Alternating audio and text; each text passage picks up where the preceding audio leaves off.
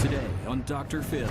You're crazy! Is her daughter I have a problem with the thug guys that she likes. involved with a convict? You think she's going to wake up and go, Mom's right, I'm an idiot. No, I'm not calling her an idiot. No, you are. I wrote it down. Plus, police say her ex was the last person to see this pregnant woman alive. He tried to take my life. He never once denied that he killed Bethany. Let's do it. Have a good show, everybody. Here we go. This is a safe place to talk about hard things. Stand by, DrPhil. I'll try to be an emotional compass and point you in the right direction. In 5, 4. I am not giving up on you. Go, DrPhil.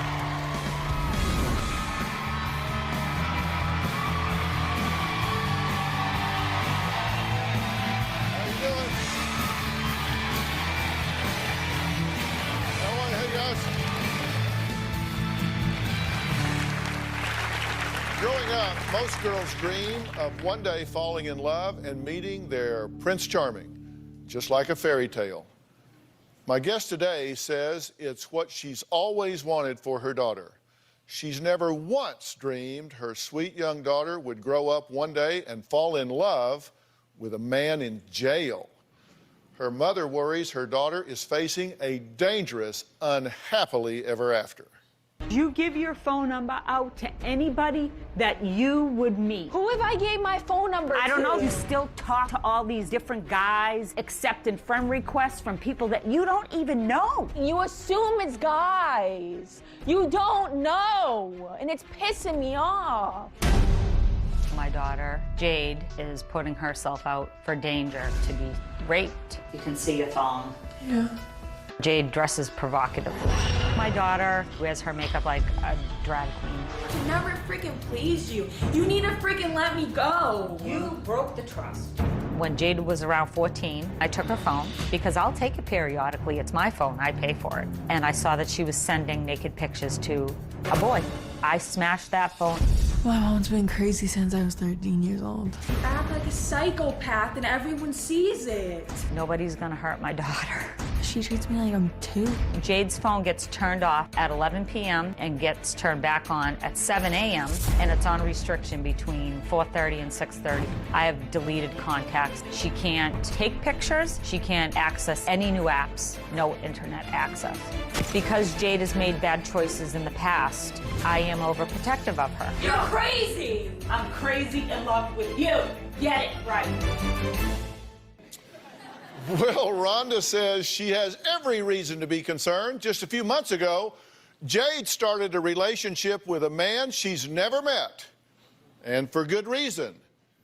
He's in jail. Last year, I found out my daughter was speaking to a guy in jail. I didn't think it was a big deal. He wasn't like in jail for like killing someone. He was just in jail for selling drugs.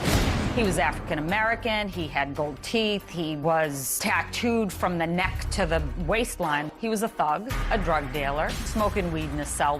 We would call each other every day. I was planning to see him after he got out of prison. When I realized that my 18-year-old daughter was talking to somebody in jail, I went ballistic. I ran into her room and screamed, "What are you doing?" And her response to me is, he was only dealing drugs. And then she was just like, "You're not having a phone ever again." Like, she was just flipping out. I took everything away from her, social media, her phone. She had access to nothing. My mom says that she's protective and loves me, but I think she's crazy. Okay, what's your biggest fear here? What's going to happen? She's going to be taken, raped, solicited for prostitution, Right. or killed All right, and your strategy is, to keep her safe, and you're going to do that by what? no matter what. Anything that I can do. Anything you can do. Okay, Yes. and do you think you do dangerous things? Not necessarily, no. Not necessarily. Okay, she says, you think she dresses like a drag queen, you say? Her makeup, sometimes, yes. Her makeup. Did you do your own makeup today? Yes. How do you think she looks today? She looks pretty. I would put on something over the top if I Yeah. had a choice. Yeah. Yeah. And you're how old? 18. That's a bit of a problem, isn't it? Yes. I understand that, but I feel that she puts herself in danger all the time. So, as a mom, I have to protect her. You're just going to raise more hell than she does rebellion. So it's hellion versus rebellion, and this is just going to go until you win, is your theory. That's the way it's been going, but I don't want it to continue to go like this. I want to... Well, but maybe it's okay. How's it working for you? It's not. It's not working at all. You did not need to come here for me to point out to you that this wasn't working. No, but I feel if I continue that maybe she'll wake up and say, well, my mom's right. Okay. Okay. So you think that someday she's just going to wake up and go, oh, Mom's right, I'm an idiot. No, I'm not calling her an idiot. I just think No, you are calling her an idiot. I wrote it down. that Isn't she calling you an idiot? Yes. And I've told her to get her head out of her ass, yes. But I mean, it's because I want her to understand that I'm only trying to protect her. Okay, do you really not get it, or do you just not want to say it out loud? I'm the idiot, I guess. No, you're just scared. Yes. Okay, let's take a break. Jade says she meets a lot of nice guys, but no matter how much she likes them, her mother never approves. Doesn't matter who she drags up, no matter who she meets, they're not good enough for Mom. Well, let's just find out who she's dragging up. We'll talk about that after the break.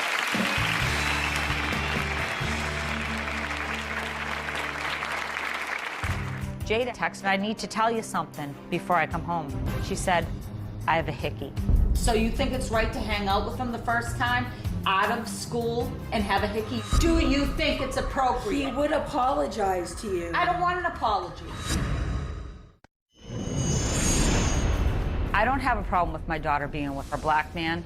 I have a problem with the thug guys that she likes. Just because I like to watch BET and stuff, she came out slamming doors like so loud. She's like, oh, you're watching a show. Love and hip hop, gangsta girls, this and that. All the crap that she watches, she just tries to act like them. I don't like it. I lock the TV, and you have to put a coat on to watch those channels. Sometimes my mom can be really racist.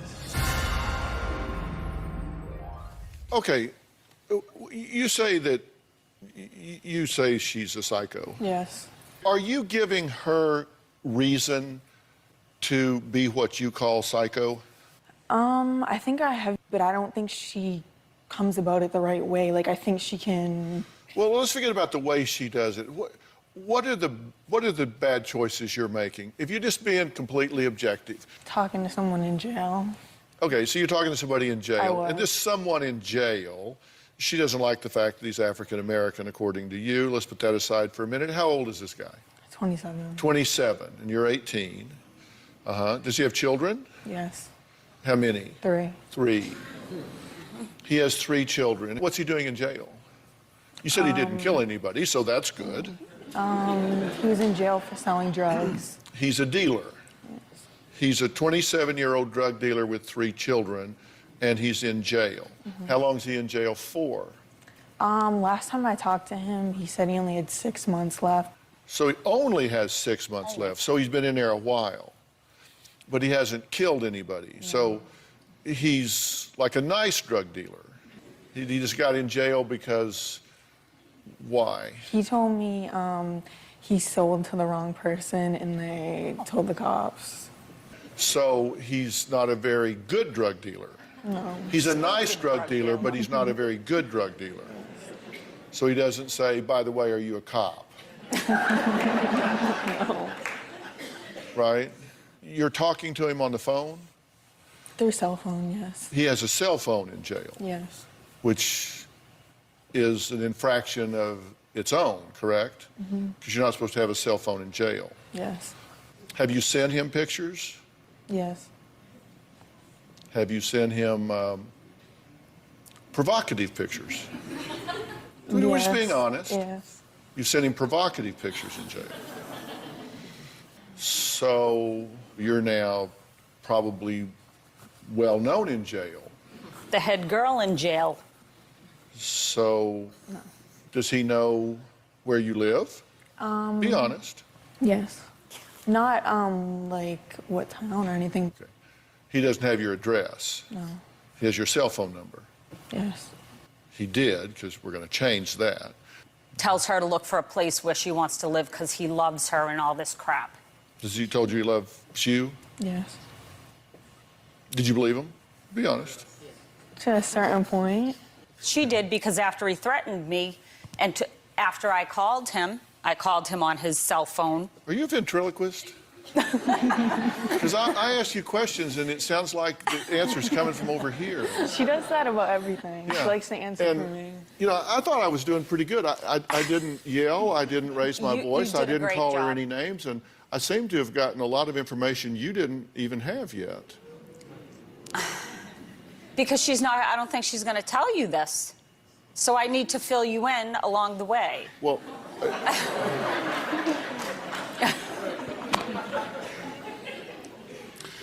more of the Rhonda show right after the break. Jade says if things don't get better, she's moving out. Is that a good idea? I'm going to tell them both what I think when we come back.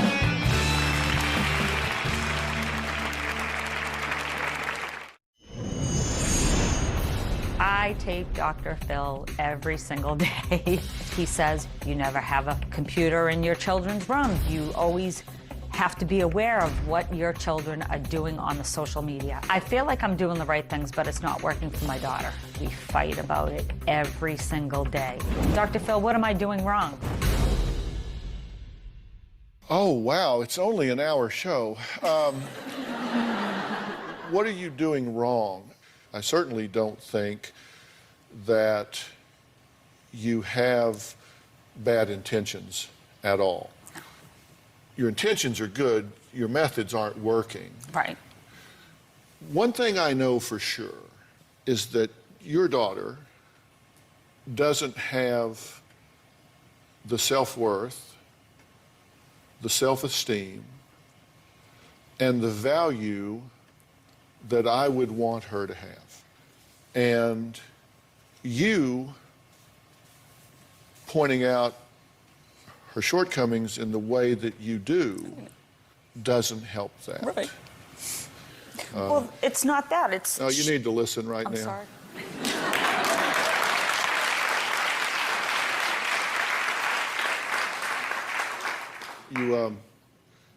You're blocking TV channels like BET. You're not blocking porn, you're blocking BET. You need to listen right now. Here's the problem.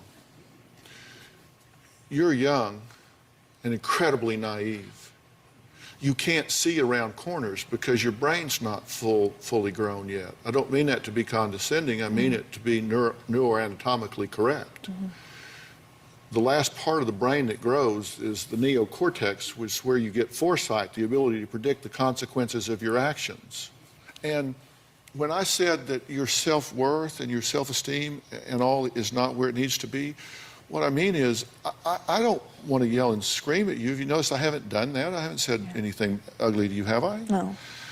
Because what I want you to do is I want you to value yourself enough where you would say, I'm not putting myself there because I value myself too much to do it. For that reason, I asked the folks at OnSite to come here today. They're a program that we work with that I am just so proud of. I asked Miles Adcox to be here. He's the CEO of OnSite. Say hello to Miles. He's right here.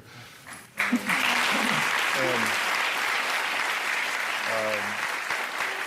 he just does such a terrific job, and I think does a really great job, particularly with young folks at the on-site retreat. And I asked him to be here because I wanted him to meet with you and talk with you, because I think a really concentrated program with you would be something that you would just flourish under. You know, Miles, she's got such great potential. And so I would like for you, Miles, to sit down backstage and talk with these folks about that, because I think this would just be such a great fit. Can you do that with them backstage? 100%. Next, she says she was forced to shoot her boyfriend 2 times in self-defense because she says she was terrified he would kill her.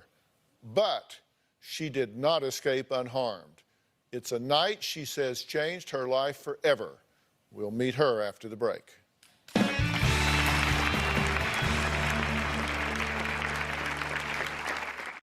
I started to feel like there was a side of Ronald that I had never seen. He would get loud and controlling. And he said, if I really wanted to, I could shoot you, shoot the dogs, and then shoot myself. We'd all be dead.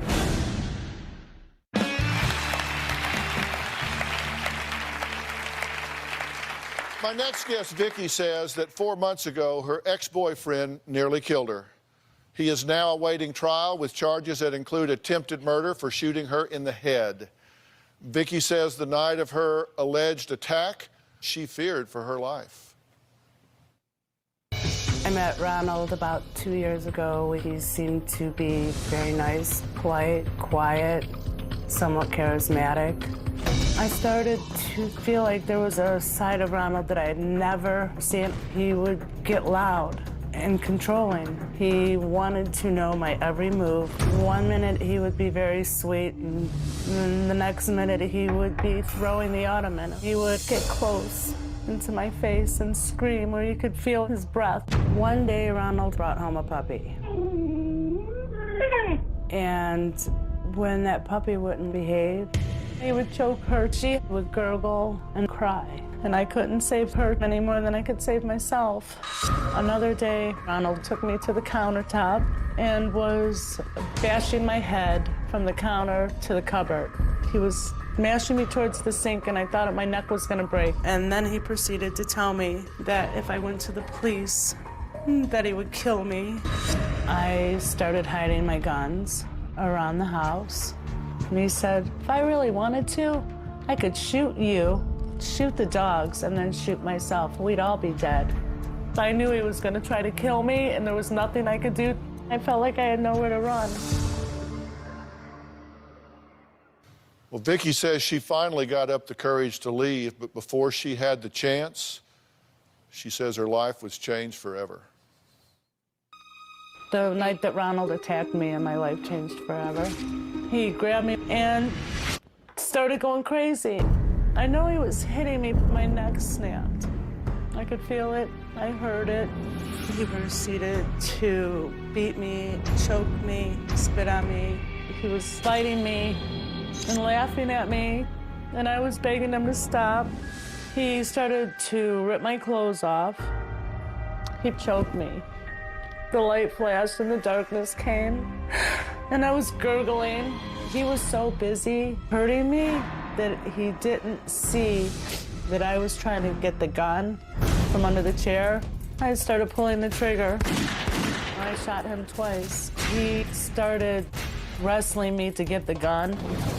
He shot me. He tried shooting me 3 times. The 3rd shot went in my head. I put my arm up in front of me, and the bullet went in my arm and into my head. I was throwing up blood. I realized, my God, I'm not dead, and he's still beating me. He walked towards the kitchen. Once he hit that kitchen, that was the moment that I ran. The bullet is still in my head. My eye, it's dying out. Ronald has been charged with attempted murder. I can only pray that Ronald doesn't get out, because if he gets out, he's coming to get me. Vicky is here along with her sister Joey, and I'm so glad you're here at so many levels, and thank you for being here. Thank you with for her. having us. This, it's got to be hard to talk about again and to see and hear some of this footage, right? I wish I would have made different choices. How so? What would you have done differently? Well, I had an escape plan, and I didn't follow through. What was your first clue? What was that first thing in your head, in your heart, that said, something's way wrong here? He had been accused of something, and I just asked, politely confronted him to let him know what I had heard. Because someone had said to you, someone had approached you about it, right? Yes. And said, did you know that he was a person of interest at least? Right, and the disappearance of Bethany Decker. You thought, I'm going to say something to him. Yeah. And so you did, and what happened? He blew up. When we come back, Vicki says when she found out her boyfriend was part of the headline in a national news story about a pregnant missing woman, it was really too late. We'll be right back.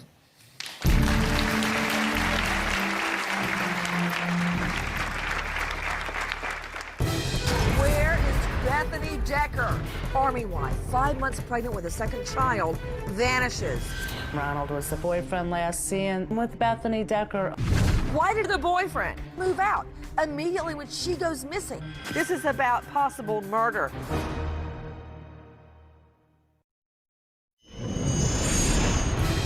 Bombshell tonight. Army wife, 5 months pregnant with a second child, vanishes. Where is Bethany Decker?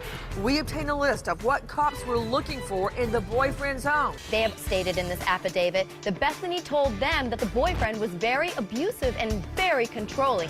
Ronald was the boyfriend last seen with Bethany Decker. The story was intriguing. You have a missing woman who is 5 months pregnant, vanished in thin air. The twist that we found out was that she wasn't living with her husband. She was living in an apartment, and she had a boyfriend.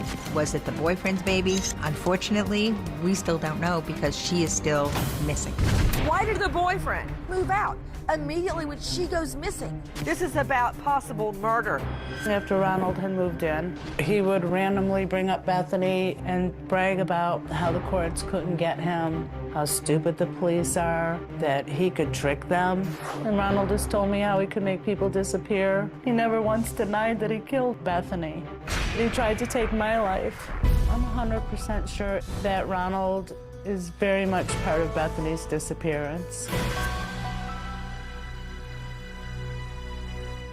Well, I need to say Vicki's ex-boyfriend has not been convicted of anything that Vicki claims he has done and has never been charged with anything when it comes to the disappearance of Bethany Decker.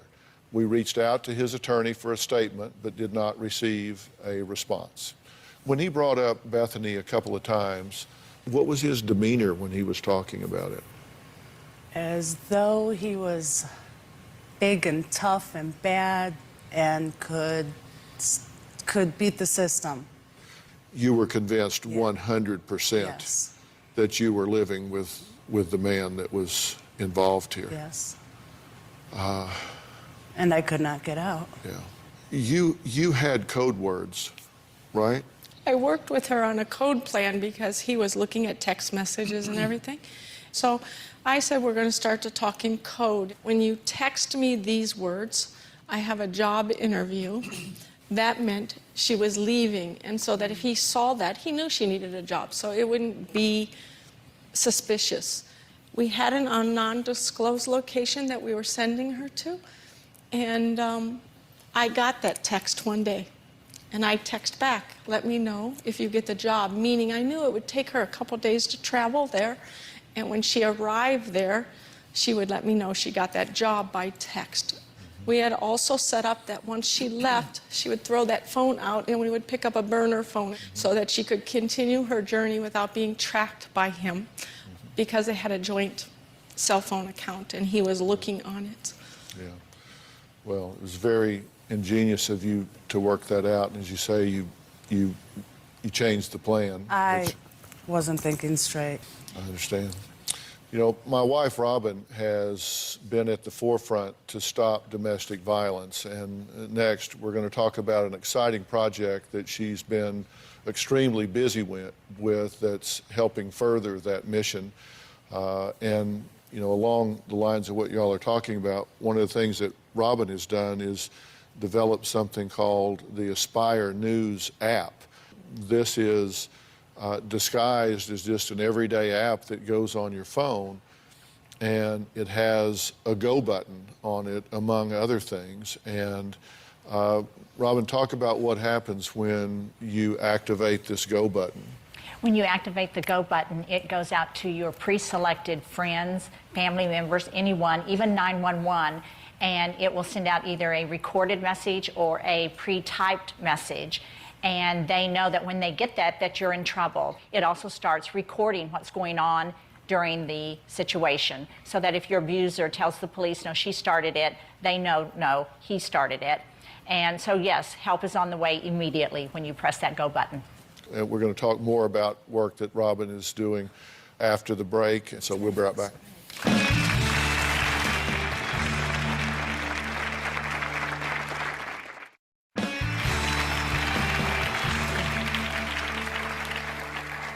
Last year, Robin and her foundation, When Georgia Smiled, hosted a groundbreaking domestic violence summit where leaders from the domestic violence community came together to speak about this often silent epidemic. One guest speaker who really resonated with Robin was Karen Earl, the CEO of the DeGeneres Center here in Los Angeles, which is a women's shelter that helps women and children transition from abusive situations to safe ones. Now, Karen shared with Robin how her center was, well, it was in much need of resources, and Robin didn't hesitate to visit her to see how she could help. It's so wonderful to see you again. Oh, I would love for you to tell me more about the DeGeneres Center. Well, DeGeneres is a safe place for women and children. This is where they come when they're escaping domestic violence. Well, the number one message from When Georgia Smiled, when women and children are trying to leave an abusive situation, is safety first. Let's take a little tour and look at what we're going to change. I see these lights hanging like this. That looks very dangerous. And that's all the light you have out here. So we don't have lights in the backyard. Yeah. So when the children come in from school and once it gets dark, they can't even use this area. I'm looking around and I see that some of this is a little bit worn out. Yes, it has been here for a while and used thoroughly. I see also under the play area, it's a little bit uneven, and hopefully they can even that out and make that soft. What is this area? Well, it's designed for the women to have a place to come. They have meetings, discuss issues. They can enjoy the outside. Oh, I think we could use some new furniture. What do you ladies think? Yeah. If you consider so many families, everybody is using it over and over, yes, it would be a nice change to have something new. It's going to be just a beautiful redo with the safety of the children in mind. I see just a gorgeous flower box just going the entire perimeter of the yard. Yeah. It would just be such a beautiful visual for everyone when they come out here. Hopefully we can also bring in new toys for the children. Now, one more thing. I would love to know what's going on with this garage behind us. And we'd love to tell you. All right, let's look at that. It's a two-person job. It gets tricky here. So you just have to hold it, and I'm going to lift it. Okay, I'm pushing the button. Oh. And you have to help. Oh, whoa. It's going to stay up? Hopefully. I think it's obvious that we need a new garage door, yes, because that was a bit scary. You don't use this for a garage. It looks like storage. While you have it very organized and clean, you need more storage on the walls. This has been a great tour. Our number one goal when we arrived here today was to see what we could do to make the world a safer place for the women and the children that live here. And so I thank you women so much for having us here, and I cannot wait to see the final result. The women and children who come to this shelter to feel safe and comfortable while they take the first steps to beginning their new lives. And I couldn't wait to roll up my sleeves and get to it. With the amazing generosity of the Home Depot and their Team Depot volunteers, we got right to work. Today we are going to transform the backyard of the DeGeneres Center. We have 30 volunteers today from our local Home Depot coming in to help make this happen. Home Depot! All right, guys, go to it. We are so happy that Robin McGraw has brought in the Team Depot because one of the Home Depot's core values is giving back to our community. This backyard really needs a renovation. We're taking out the old jungle gym. We're putting down new artificial turf. The next step is to get the swing set installed. And smooth it all out so they can play. We're going to be putting in some flower beds and even a vegetable garden. I was really hoping that I could donate a tree that would bloom, and this one's a lemon tree. As it grows and it has the fruit on it that they think of us at the DrPhil show and When Georgia Smiled. The garage door is very old and it is definitely not very safe. We're going to be installing a brand new garage door with a brand new remote control. Right now, the garage is in complete disarray. Today, we'll be transforming the inside of the garage to make it easier for them to access the things that they need for the house. The facility is in desperate need for storage space, so we have a 16 by 4 foot storage shed coming in. We have a new gazebo going up.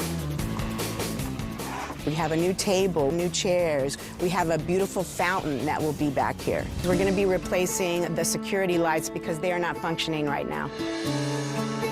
Just put them down here like this. I love how many lights we've put in here. It's going to be so safe for all of the children. And we have brand new toys coming in. Hula hoops, tricycles. Oh, they're bubbles. Look at the bubble sticks. All right, so we're just going to spread it around. When we are done, this place is going to look amazing. I want to start by telling all of you a huge, from my heart, thank you.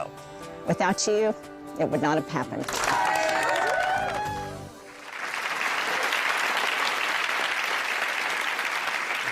Let's see if I can get Home Depot to come over and get you to rake around our house over there. You guys seem to get her to do a lot of stuff over there. Now, do you really want to go there? No. Are you going to show us the final results? Yes. Are you ready to see it? Because it is gorgeous. So take a look. I know you're excited because I can feel you both shaking. On the count of 3, you're going to open your eyes and get the best surprise you've ever had in your entire life. 1, 2, 3. Oh my God. Oh, you're crying. Oh, don't cry. Tears of joy, I know. What do you think? Wow. Can you believe it? Oh my goodness. Beautiful. Look at the swing set. Bless your heart. It's wonderful. What do you think? It's overwhelming, isn't it? Yes. So beautiful. Try out that swing. Woo! Yeah. Thank you to Swing Set Solutions. They donated this beautiful swing set to the children here, and I am loving it. They planted these beautiful flowers. Yeah. It's beauty, beauty, beauty. Yes, yes. And it's functional. Yes. The lights. Look how wonderful. Oh my God, we I have didn't all the notice lights. those. It's going to be so safe for them. And look at all of these beautiful toys. Mattel donated. They have seen firsthand what play can do for a child's mental and physical capabilities. And look at this beautiful living area. I love the colors. Fountain is so peaceful, isn't it? I'm grateful and thinking about how this is going to impact the children and the families. It will let them know how special they are. Oh, that's so true. Remember that rickety old nasty garage door that took 2 of us to open? Watch this. Notice you don't hear it because it's so nice and quiet. Oh my God. This space. I can't believe this. Look at all the bins. It's all organized, cleaned up. This is just a gift from Home Depot. Happy children, thriving, peace, hope. Inspired. Inspired. Wow. Thank you, Robin. You are so precious. Don't thank us. We thank you for allowing us to be a part of this.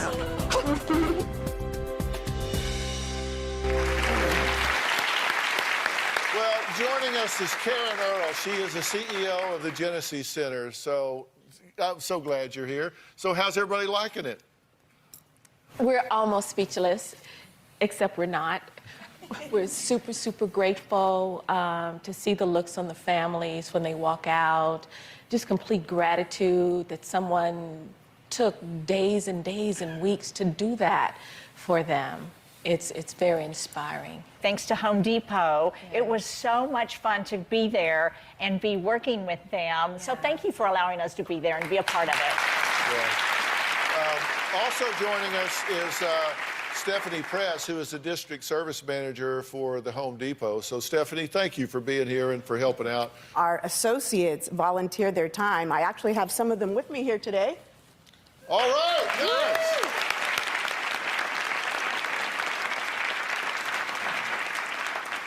It's something that we take very near and dear to our hearts. It's very important for the associates to feel like they are participating in their communities where they work. But also know that a huge passion of y'all's is working with veterans as well and giving back to the veterans. So I love that y'all do that as well. Yes, Dr. Phil. Actually, 35,000 of our associates are actually veterans. Yeah. Wow. I love that. That's just great. And you guys have impacted more than 15,000 veteran homes as well as doing the stuff with the domestic violence shelter. So that's a lot of good work that y'all are doing. So thank you, Dr. Phil. Next, I have a little surprise for Robin. Find out what it is after the break.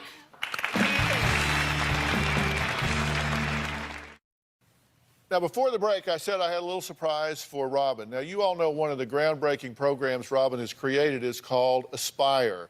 It's a free, interactive domestic violence education curriculum that's specifically designed for 3 different age groups. Joining us now are Debbie and Daniel, who are teachers at the Bayside Community Charter School, who have begun using Aspire in their school and have seen a great response among the students. Let me welcome all of them to the show, all right? And Daniel, this isn't just a lecture thing. You let the kids interact and go back and forth, right? Yeah, I teach sociology, and so one of the great things about the Aspire program is what you're doing is you're using, real incidents, real events that have occurred, and having them come up with ways to help strategize onto how to empower themselves, how to find help if they need help. I'm so happy to hear that, and that the students are enjoying doing it. Well, Christian, you were in this program, and you had a light bulb moment. What was it for you? Well, when my teacher was showing us the text messages, I kind of just realized that I'm that abusive person, You thought you were starting to cross the line. Yeah. And be too controlling. Yes. I am so proud to say schools all over the country are using Aspire. And just recently, in honor of Women's History Month, Robin was asked to be a featured speaker at Miami-Dade, the largest commuter college in the country, over 100,000 students. She's just delivering this message all over the place. What an honor to meet you. Thank you for being here. It's all mine. Thank you for your work. We have students that we definitely are going to share this information. Thank you so much for doing that. Please join me in welcoming Robin McGraw. I love, in fact, I live for the opportunity to speak to a group like yours. I am here to invite each and every one of you to join me in taking action. It was so exciting to be there. I presented the Aspire curriculum and the Aspire app to the faculty and staff to help them use it in their classrooms. The program is designed for 3 specific age groups, each with its own custom curriculum: tweens, teens and young adults, and adults. My mother, Georgia, made sure I did 2 things every single day. The first thing she made sure was that I thanked God for my blessings. The other thing was to do something for someone else. I think of her every single time I speak. And I hope that even if I reach one person in every crowd, that one person is saved from abuse. And I was also a part of a panel made up of members of my advisory board that answered numerous questions from student organizations about what they can do to create awareness and empower each other to stop abuse on campus. I would like to know what motivated you to start awareness on domestic violence, and what advice would you give to someone like me who would like to start something like this in my developing country? I think if you would just go to unwomen.org, it will be your first step towards knowing how you can get involved and what that can grow into. It concluded with over 1,000 students downloading the Aspire app on their phones at the same time. I pledge to Aspire. I'm really proud of you, so good job. Listen, we got to get going. I want to thank all of my guests today. A big thanks again to the Home Depot Foundation and the team Depot for all of their help and all of their hard work. I'd also like to thank the Swing Set Solutions. They're a great company located right here in Southern California, and we're a big part of the Genesis Center project. If you want to download Robin's Aspire curriculum, please go to whengeorgiasmiled.org or DrPhil.com. You can also visit iTunes or the Android App Store to download the free Aspire app for your app phone. Now, also today, we discussed the story of Bethany Decker, who is still missing. If you or anyone you know has any information, please go to DrPhil.com, where we will have information for where you can call. Thanks, everybody, for being here. So long. Thanks, guys. See you guys. Thanks so much. Appreciate you guys being here. Thanks. Appreciate you guys. Thanks.